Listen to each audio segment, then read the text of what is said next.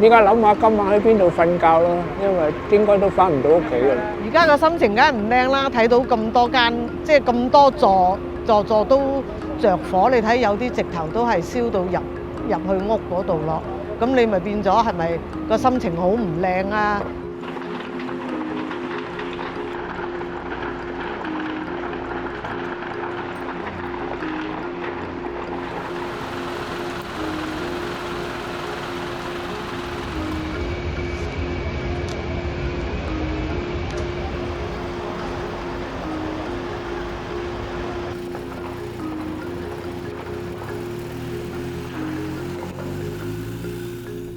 對於今日下午喺大埔宏福苑發生嘅5級大火，導致多人傷亡，我感到極度難過。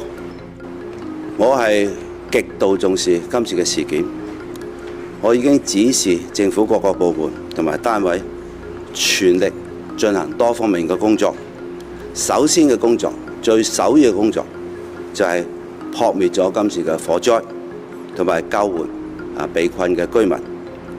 第二係救治傷者，第三係支援善後。跟住我哋會作全面嘅調查。